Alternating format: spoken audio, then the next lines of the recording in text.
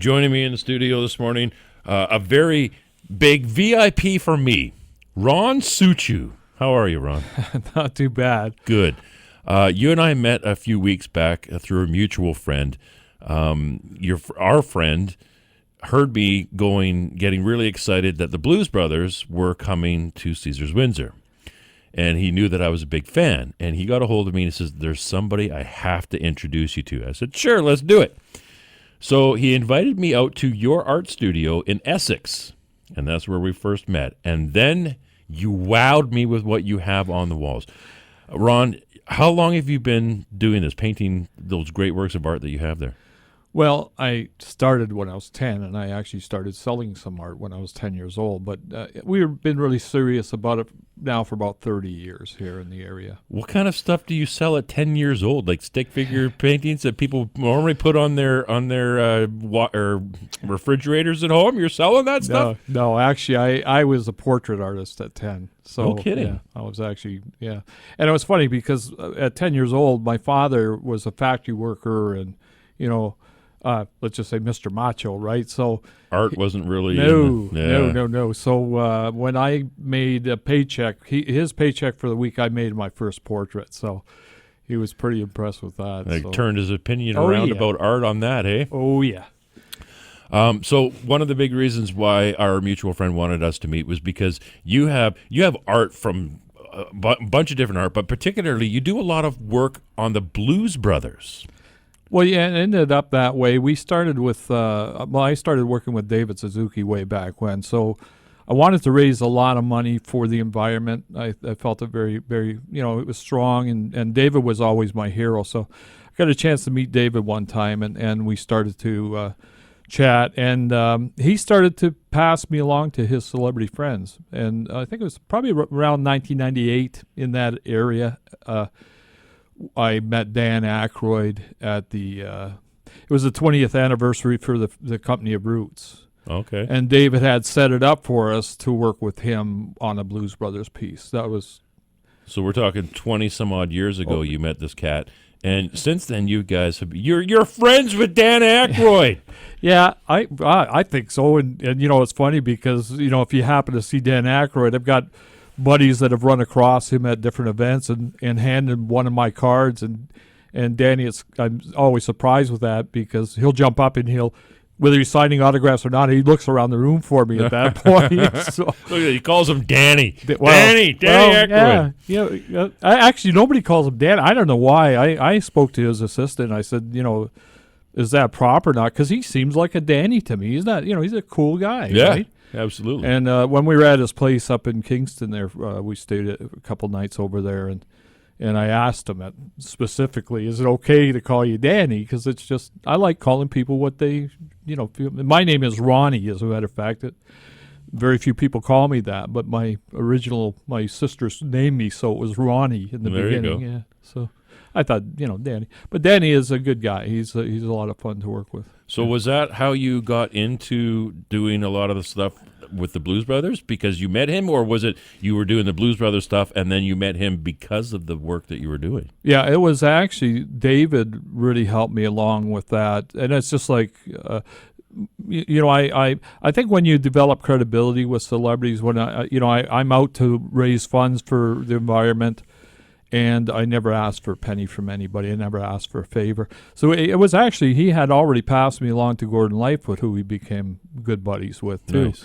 And then Danny came along, and then ultimately I met Jane Goodall, and we went on and on and on. And I've dealt with many, many celebrities. Now, well, I've seen the work that you've done with Sting. Yeah. In your shop. By the way, give us the address to your shop. How can we get a hold of you? How can people go in there and have a look around this fantastic work that you do? Yeah, it's at 143 Keown Street in Essex. It's Keown. I don't know where the word comes from, but. And weekends, if somebody wanted to pop by on the weekends, Saturday afternoon, you're good to go? Saturday, yeah. Do it. Take time out of your busy day, and I know it's Christmas time and you're running around trying to get ready for all of that. You should take time to go out and have a look at what Ron has put on the walls at his art studio. It's simply amazing. There was almost every picture that you will see there you could spend 20, 30, 40 minutes looking at it, and every couple of minutes you'd find some new little unique twist or turn that you've painted into these paintings that it'll just leave you smiling. Yeah. It's awesome. I don't know where you get your inspiration from, but if you could bottle it and sell it, you'd be you'd be richer than Bill Gates. Well, I do bottle it and sell it, but I'm not a billionaire, so, Before we get to the reason why I wanted you to come and join me today was, before we get to that, I wanted to maybe see if you give us a little story. You've hung out with Dan. You've created artwork with Dan Aykroyd. And you've also broken bread. You stayed at his place. What you got any kind of behind the scenes funny stories you want to share about you're hanging out with Dan Aykroyd? Yeah, actually, I got a really cool one. Dan surprised me because he's, those guys, all of the SNL guys, right? All the Saturday Night Live guys seem to have all the same attitude, which is great. And Chevy Chase was a real joker, and Danny. Yeah. So, you're at Danny's place, and where he has this beautiful, it's about a 200-acre farm up in Kingston. Yeah. And they have an old farmhouse. The family's been on it for 8 generations now on that farm since 1839. So we stayed in the old farmhouse. And Dan and I, we sat at the table. We were signing the prints for the Blues motorcycle, my new painting, the Blues motorcycle. Yeah. And Danny said, "Hey, I'm going to go get some takeout food." So this is really cool. Dan Aykroyd going to get some takeout food, right? So what he said, we had some food, and then he said, "Look, we'll have dinner at about 7 o'clock. I'll come by and I'll pick you up." So, and I don't know where his house is on the property because it's such a big property. Yeah. Well, anyway, at about 7 o'clock, we hear, my wife and I hear, "Hey, guys, you ready to go?" We'll just walk out the door, and there's Dan he's got to have a Grand Marquis that looks a bit like a cop car. Yeah. Everywhere he goes, he owns that car. Nice. And the back windows are blacked out, and he's got the back doors open for us. So it's like I went to go in the front. He says, No, I'm your chauffeur. Yeah. So here's Elwood Blues going to chauffeur us around, right? Well, anyway, we get in the car, and he goes down the lot on this beautiful big lawn, and he's driving around the lawn. And he's showing us this tree was planted for my grandmother. This tree was, planted for my great uncle. Yeah. And he takes us all around. And here's our little boathouse and stuff, and then all of a sudden we go past the house that we just came out of. Like takes us down around the yard. Yeah. And about 20 or 30 feet, there's a little driveway, and we pull in, and it's his house, which we didn't know was there. It was in the bush. And he says, "We're here."